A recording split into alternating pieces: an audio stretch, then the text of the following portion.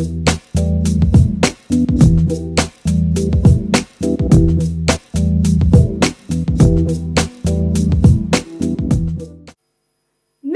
mirror on the wall, who's the fairest of them all? I first heard this line as a toddler and didn't realize just how significant it truly was.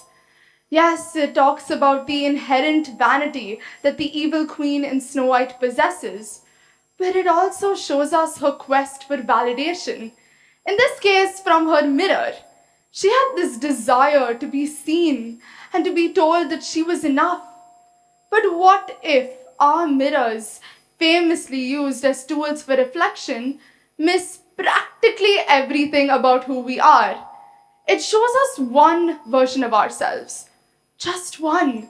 It is blind to the versions we never became, the paths we never dared to take, and the futures we envision to create.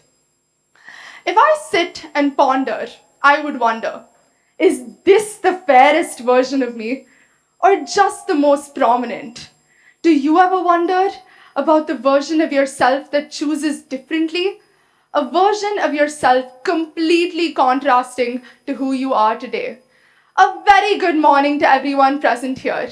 Today's theme, What the Mirror Misses, talks about the unlived lives, the what ifs, the selves that we've kept hidden from the surface.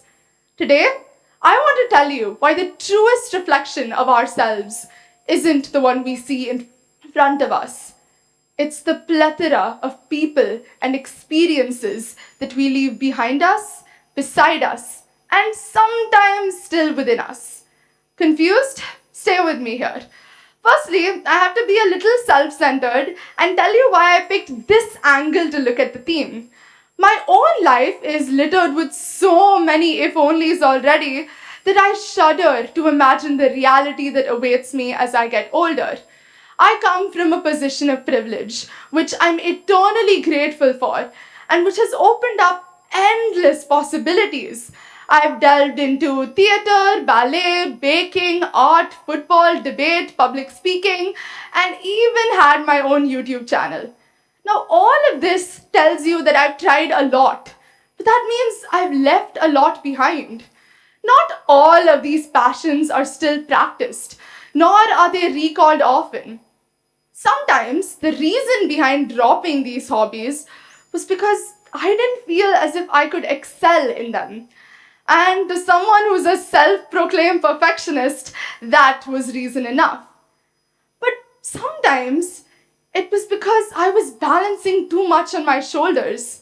At those crucial points where classes cluttered my schedule and breaks were short and rare, someone laughed and stated a simple phrase which I carry with me until today.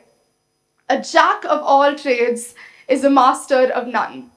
Now, that phrase opened up a broader conversation about how, in situations after situations, we as students are asked to pick a single path or a single calling, picking a lane and sticking with it so you can hone your skills and become pretty fantastic at just that. But with that comes the weight of abandoning hobbies. For me, I've chosen to take on debate seriously because I feel this fire and this passion inside of me for it.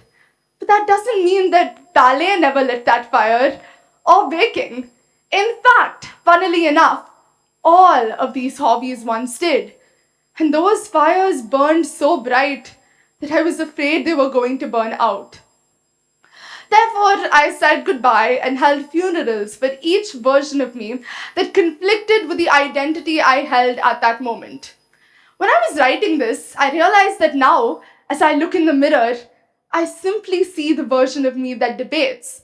The mirror reflects what's in front of it, not what's still alive, waiting and hidden inside. Carl Jung would have called these hidden parts the shadow self. Not dark or evil, just unseen. The perfectionist in me buried those lives because they didn't align with success or mastery. But Jung believed that true wholeness came from acknowledging all parts of ourselves, even the unlived ones. So while the mirror shows the debater, the shadow holds the dancer, the dreamer, the storyteller, waiting to be seen again. A mirror will only ever show us one angle of who we are. Identity in itself can't be considered as one dimensional. It's more like a prism where our interests refract into our many selves, all of which are real, even if not all are lived. Now, as I look back wistfully, I toy with the idea that these hobbies were me wasting my time. I have years of trying different things, and yet barely anything in my present life to show for them.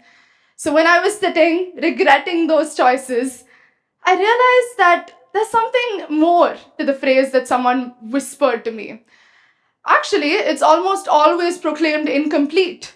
A jack of all trades is a master of none, but oftentimes better than a master of one. Each and every hobby that I picked up has contributed a layer to the metaphorical onion that I am, making me the individual I am today. Ballet gave me discipline. Baking taught me patience. YouTube helped me learn storytelling. Football contributed resilience. And so much more. These traits are integral to who I am, and I learned them because of the lives not taken. The choices I didn't make were as crucial to shaping who I am as the ones I did. Now, this reminds me of one of my favorite movies, Disney's Inside Out, where the protagonist Riley builds the foundation of her identity using her core memories. Like Riley, I've stored pieces of my past, not in my daily routine, but in my soul. Like how the smell of wet grass brings me back to nail biting penalties. How the taste of well baked banana bread never fails to make me reminisce. And how the sight of bobby pins transports me to early mornings preparing for ballet exams. These hobbies are no longer active, yes, but they're active in me. My identity can't be categorized as one glowing orb. It's a constellation of every passion, failure, and fascination that I've ever known. Now, I'll have to mention this poem, which I'm sure plenty are familiar with, and plenty have a love hate relationship with. But for me, it holds a rather special place in my heart. Now, this piece of writing kick-started my journey of philosophy. The Road Not Taken by Robert Frost. Two roads diverged in a wood, so on and so forth, I'm sure you know. But for me, two roads have diverged again and again and again. Life isn't just one fork in the road, it's thousands. And with all of the options, one eventually has to make a choice and remain wondering whether it's the right one, even if you're much further ahead in the metaphorical woods. I think we will always look back, but instead of mourning and regretting our lost paths, we have to make the conscious choice to gain something from each and every one of them. A mirror is just a snapshot in time. It's showing you who you are now, but not your overall journey. Moreover, just because you pause a path doesn't mean you cordon it off completely. It's still yours, and it's your choice if you want to revisit it. Now, all of this tells you that our mirrors are complex and they add a lot of depth and complexity to our stories. But it sounds like I'm just rambling on a tangent and I don't know what I'm talking about over here. Actually, neuroscience shows us how our identities are never set in stone and how every time you pick up a new skill, your synaptic connections grow. To put it simply, you literally get rewired. Additionally, the psychological concept of possible selves is linked to the prefrontal cortex's ability to imagine multiple self concepts, the athlete, the artist, the speaker, all at once. So, unlike a mirror, memory doesn't replay a perfect image. It reconstructs experiences, often influenced by emotion. While your mirrors freeze an image in the present, our minds Our minds will keep reimagining the past again and again and again. So now I realized that the mirror doesn't only miss your past versions. It also misses the version that you could become. It sees nothing of the depth of your potential, the shape of your imagination. The mirror doesn't dream. It doesn't know who we could be if we dared to try again, dared to do something different, or dared to become someone different entirely. But we can. We are not bound by the frame of our reflection. No, not at all. In fact, we have to realize that we alone have that power to imagine who we could be. We have to realize that we are powerful in our choices and in our imagination. And inside your minds lives a galaxy of versions yet to be born.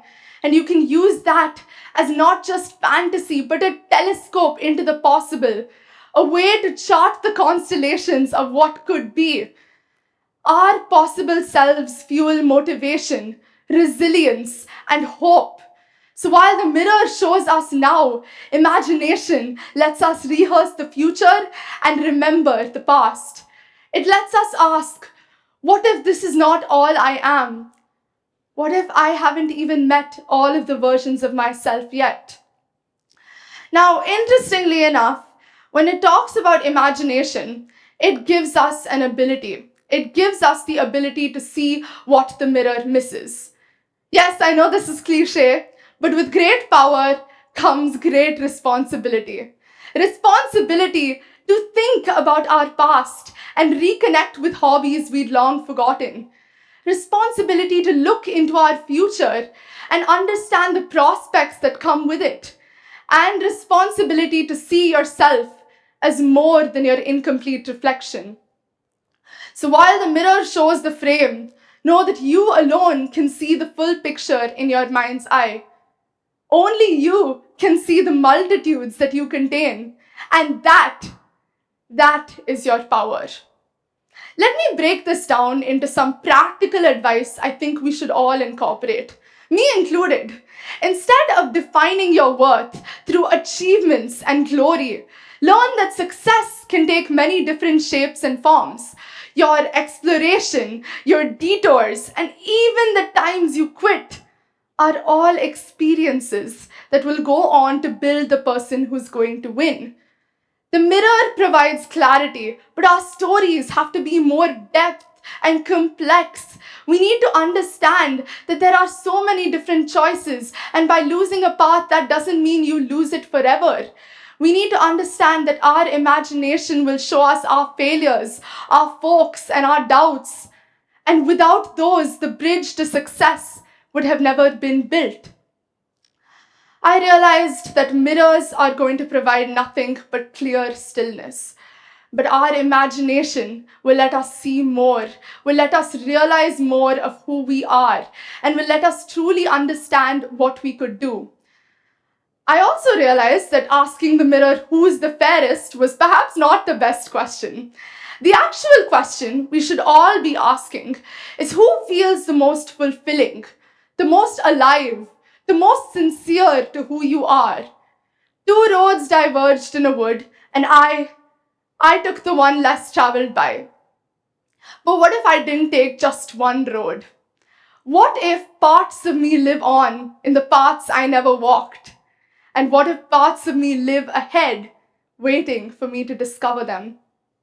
I'll leave you to reflect on that. Thank you so much for listening, and have a wonderful day.